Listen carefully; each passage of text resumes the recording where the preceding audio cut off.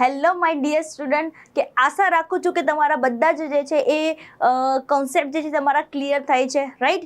તો આજના લેક્ચરની અંદર બેટા આપણે જે શરૂ કરવા જઈ રહ્યા છીએ એ નેક્સ્ટ ટોપિક તમે અહીંયા જોઈ શકો છો કે જેને તમને આપેલ છે બાહ્ય જનનાંગો વિશેની માહિતી આપેલી છે, રાઈટ.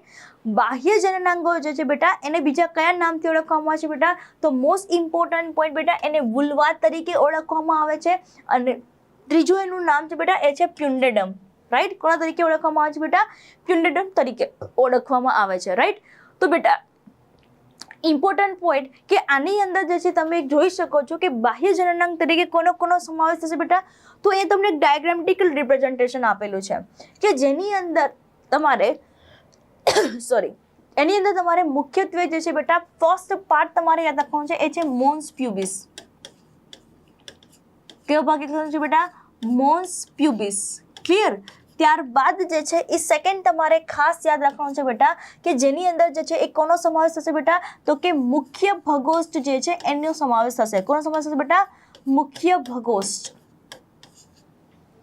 રાઈટ. ત્યારબાદ જે ત્રીજો ભાગ જે છે જેને ગૌણ ભગોષ્ઠ તરીકે ઇન્ડિકેટ કરવામાં આવે છે, ગૌણ ભગોષ્ઠ તરીકે ઇન્ડિકેટ કરવામાં આવે છે.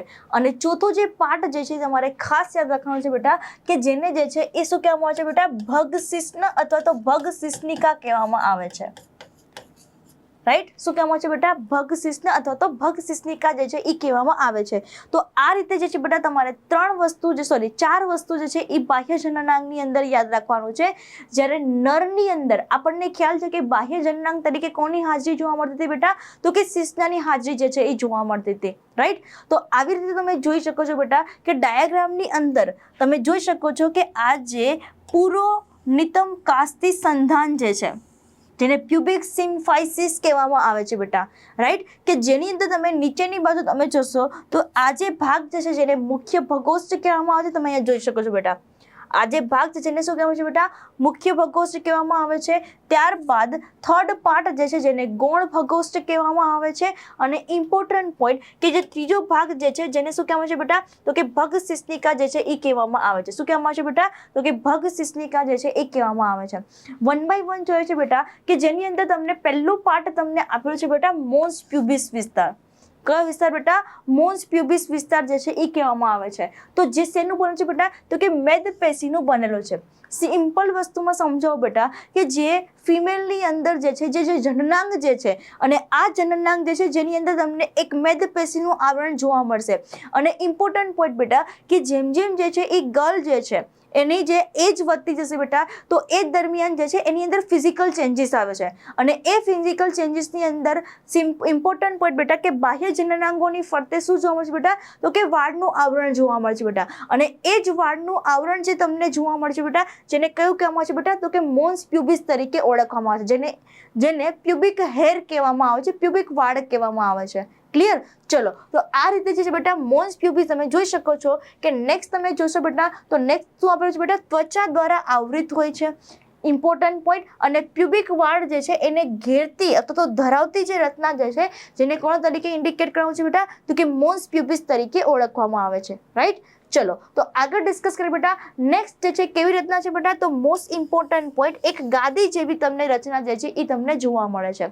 બીજી એક ઇમ્પોર્ટન્ટ પોઈન્ટ બેટા કે નેક્સ્ટ પાર્ટ આપણે જોવા જઈએ તો જે તમને હમણાં ડાયાગ્રામમાં બતાવી કે જેને મુખ્ય ભગોષ્ઠ તરીકે ઓળખવામાં આવે છે કે જે કઈ જગ્યાએ બેટા? તો કે સૌથી બહારની તરફ આવેલી રચના છે, રાઈટ.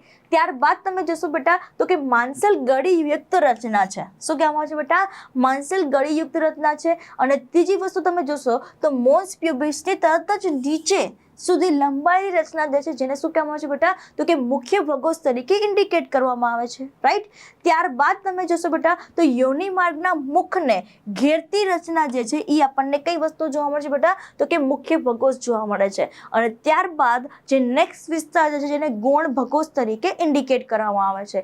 જોજો બેટા નેક્સ્ટ પાર્ટ તમે અહીંયા જોઈ શકો છો કે આ જે છે હમણાં કીધું ને કે આ જે તમને ભાગ આપેલો છે આ યોની માર્ગ છે અને આ યોની માર્ગની કે આ જે ઘેરતી રચના જે છે જેને કોના તરીકે ઇન્ડિકેટ કરવામાં આવે છે બેટા મુખ્ય ભગોસ તરીકે ઇન્ડિકેટ કરવામાં આવે છે. અને બીજી એક ઇમ્પોર્ટન્ટ પોઈન્ટ બેટા કે મુખ્ય ભગોસની તરત જ નીચે ત્યાં તમને શું જોવા મળે છે બેટા તો કે ગૌણ ભગોસ જે છે એ તમને જોવા મળે છે. તમે જોવું જોઈએ ગૌણ ભગોસ મુખ્ય ભગોસની નીચે આવેલ જે રચના જે છે મુખ્ય ભગોસની નીચે આવેલી જે રચના જે છે જેને શું કહેવામાં આવે છે બેટા તો કે ગૌણ ભગોસ છે કહેવામાં આવે છે. અને એક જોડ કેવી રીતના જોવા મળે છે બેટા તો કે પેશીમય રચના જે છે એ આપણને જોવા મળે છે. ત્યારબાદ જે નેક્સ્ટ પાર્ટ જે છે જેને આપણે કહે છે બેટા યોની પટલ, રાઈટ. તો યોની પટલ જે છે તમે ડાયાગ્રામમાં અહીંયા જુઓ કે આ જે વિસ્તાર જે છે ને જેની અંદર યોની માર્ગ જે છે તો એની ઉપરની બાજુ તમને શું જોવા મળશે બેટા યોની પટલ જે છે એ તમને જોવા મળશે. તો ઇમ્પોર્ટન્ટ પોઈન્ટ યોની પટલ વિશે જોઈએ બેટા તો યોની માર્ગનો દૂરસ્થ છેડો કે જે શેનાથી બેટા તો કે શ્લેષ્મ સ્તરની એક જાડી ગડીમય રચના જે છે કે જે યોની પટલથી કેવું જોવા મળશે બેટા આંશિક રીતે જે છે એ બંધ હોય છે. આ વસ્તુ ખાસ યાદ રાખજો બેટા કે આંશિક રીતે આપણને કેવું થતું જોવા મળશે બેટા બંધ હોય છે. અને બીજી એક ઇમ્પોર્ટન્ટ પોઈન્ટ બેટા કે ઘણી વખત જે છે ખાસ યાદ રાખજો કે જ્યારે એ મૈથુન અથવા તો સમાગમ દરમિયાન જે છે આપણને તૂટી જાય છે. ખાસ યાદ રાખજો બેટા બરાબર. અને બીજી એક વસ્તુ કે અચાનક ક્યારેક પડવાથી અથવા તો આંચકો લાગવાથી યોની ટેમ્પોન, રાઈટ. તો યોની ટેમ્પોન શું છે બેટા તો મોસ્ટ ઇમ્પોર્ટન્ટ પોઈન્ટ બેટા કે ઋતુચક્ર દરમિયાન યોની માર્ગના ઋતુ પ્રવાહને શોધવા માટેનું એક ઇન્સ્ટ્રુમેન્ટ છે, એક સાધન છે જેને શું કહેવામાં આવે છે બેટા યોની ટેમ્પોન કહેવામાં આવે છે. ઘણી વખત શું થશે બેટા કે ઘણી વખત અચાનક પડવાથી અથવા તો યોની માર્ગ ઋતુસ્રાવ દરમિયાન ઋતુચક્ર પ્રોપર ચાલે છે કે નહીં એ ચેક કરવા માટે યોની માર્ગની અંદર એટલે કે ગર્ભાશયની અંદર જે છે શું એન્ટર કરવામાં આવે છે બેટા એક ટેમ્પોન એન્ટર કરવામાં આવે છે જેથી કરીને જે છે એ ઋતુચક્ર પ્રોપર ચાલે છે કે નહીં એ ચેક કરી શકાય, રાઈટ. તો આ એક વસ્તુ ખાસ યાદ રાખો કે એ દરમિયાન પણ ઘણી વખત જે છે યોની પટલ શું થતું જોવા મળે છે બેટા કે તૂટી જતું જોવા મળે છે. પણ કોઈ પણ ફિમેલ જે છે કે એનું યોની પટલ જે છે એ તૂટી ગયેલું એનો મતલબ એવો નહીં કે એ જે છે એ પર્ટિક્યુલર જે છે એ સેક્સ્યુઅલ એક્ટિવિટી સાથે કનેક્ટેડ છે. પણ બીજા ઘણા બધા રીઝન છે બેટા કે જેના કારણે જે છે યોની પટલ આપણને શું થતું જોવા મળે છે બેટા તૂટેલું જોવા જે છે મતલબ એનું જે બંધારણ જે છે ને આપણને ફેરફાર થતો જોવા મળે છે, રાઈટ. તમે જોઈ શકો છો બેટા કે દાખલ કરતી વખતે અથવા તો કેટલીક રમતો જેવી કે ઘોડે સવારી છે, ત્યારબાદ સાયકલ સવારી છે વગેરેમાં જે છે એ સક્રિય ભાગ લેવાથી પણ અહીંયા શું કરી શકે બેટા તૂટી જાય છે. તો આ એક વસ્તુ જે છે એ ખાસ યાદ રાખવાનું છે. અને બીજી વખત ઘણી વખત યોની પટલ જે છે મૈથુન બાદ પણ જળવાઈ રહે છે, રાઈટ. મૈથુન બાદ પણ શું થતું જોવા મળે છે બેટા જળવાઈ રહે છે. અને ઇમ્પોર્ટન્ટ પોઈન્ટ બેટા કે યોની પટલની હાજરી કે ગેરહાજરી જે છે એના કારણે જે છે એ કૌમાર્યનો મતલબ શું છે બેટા કે વર્જિનિટી અથવા તો જાતીય અનુભવનું વાસ્તવિક જે છે એ ભરોસાપાત્ર જે છે એ સૂચક માનવામાં આવતું નથી. ક્લિયર. કારણ કે મેં તમને હમણાં જ કીધું કે ઘણા બધા રીઝન હોઈ શકે બેટા યોની પટલ જે છે એ તૂટવાના, રાઈટ.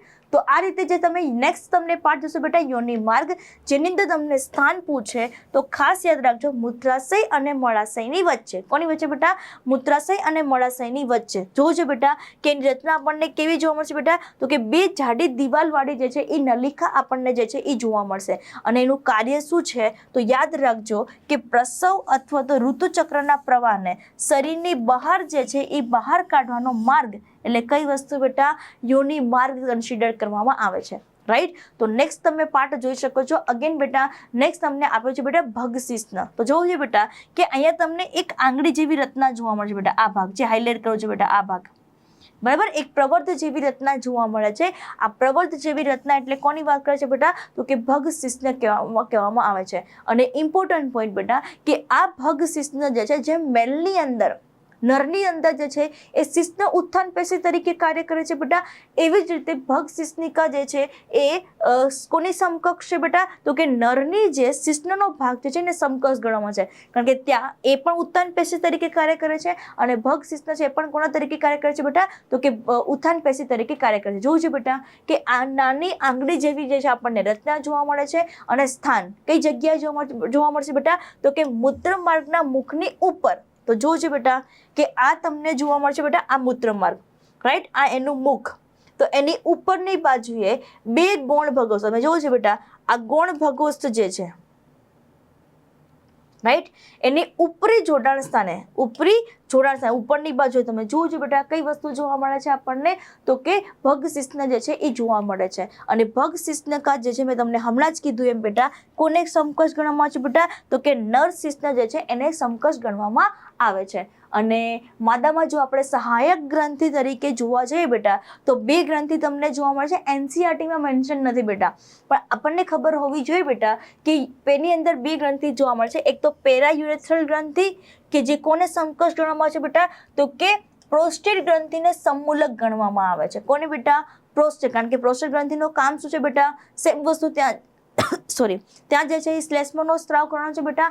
એવી જ રીતે બેટા કે અહીંયા પેરાયુરેથ્રલ ગ્રંથિ જે છે એનું પણ કાર્ય શું છે બેટા, શ્લેષ્મનો સ્ત્રાવ કરવાનો, રાઈટ. અને નેક્સ્ટ જે ગ્રંથિ જે છે જેને બાર્થોલિન ગ્રંથિ તરીકે કન્સિડર કરવામાં આવે છે. અને આ બાર્થોલિન ગ્રંથિ જે છે એ યોનિ દ્વારની બંને બાજુએ નીચેની તરફ તમને જોવા મળશે. કઈ જગ્યાએ બેટા, યોનિ દ્વારની બંને બાજુએ નીચે પટલ જે છે નીચેની તરફ તમને જોવા મળશે. અને નરની બલ્બયુરેથ્રલ ગ્રંથિને સમમૂલક, કારણ કે જેમ મેલની અંદર જે છે બલ્બયુરેથ્રલ ગ્રંથિ ઘર્ષણ નિરોધક તરીકે કાર્ય કરે છે બેટા, એવી જ રીતે તમારે ખાસ યાદ રાખવાનું છે કે જે બાર્થોલિન ગ્રંથિ જે છે એ ફિમેલની અંદર ઘર્ષણ નિરોધક તરીકે જે છે એ કાર્ય કરતું જોવા મળે છે, રાઈટ. તો આ રીતે જે છે બેટા આપણે જે છે એ કમ્પ્લીટ કર્યું છે કોના વિશે બેટા, માદા સહાયક ગ્રંથિ તરીકે અને જે બાહ્ય જનનાંગ જે છે એના વિશેની માહિતી મેળવી છે. અને એક લાસ્ટ પોઈન્ટ જોજો બેટા કે આની અંદર જે પર્ટિક્યુલર બાર્થોલિન ગ્રંથિ જે છે એ કેવો સ્ત્રાવ ધરાવે છે બેટા, તો કે ચિકાસયુક્ત જે છે એ સ્ત્રાવ થતો જોવા, એટલે સમાગમ દરમિયાન તમને હમણાં જ કીધું એમ બેટા કે ઘર્ષણ નિરોધક કાર્ય કરે છે. એવી રીતે અહીંયા પણ કોના તરીકે કાર્ય કરે છે બેટા, ઊંજણ તરીકે જે છે એ કાર્ય કરતું જોવા મળે છે, રાઈટ. તો આ રીતે જે છે બેટા આપણે બાહ્ય જનનાંગ જે છે એના વિશેની આપણે સંપૂર્ણ માહિતી મેળવી બેટા. અને માદા પ્રજનન તંત્રને લગતું એક પાર્ટ બાકી છે બેટા, એ છે સ્તન ગ્રંથિ, મેમરી ગ્લેન્ડ. એના વિશેનો જે અભ્યાસ જે છે આપણે નેક્સ્ટ લેક્ચરની અંદર કરીશું બેટા, રાઈટ. તો મળીએ છીએ આપણે નેક્સ્ટ લેક્ચરની અંદર. ત્યાં સુધીમાં તમારું જેટલું પણ વિડીયો પેટલા પેન્ડિંગ છે બેટા એ બધા જ વિડીયો જે છે એ જોઈ લેવા, જેથી કરીને જ્યારે લાઈવ સોલ્યુશન કરવામાં આવે ત્યારે તમને કોઈ પ્રોબ્લેમ ના આવે, રાઈટ. મળીએ છીએ બેટા નેક્સ્ટ લેક્ચરની અંદર. Thank you so much.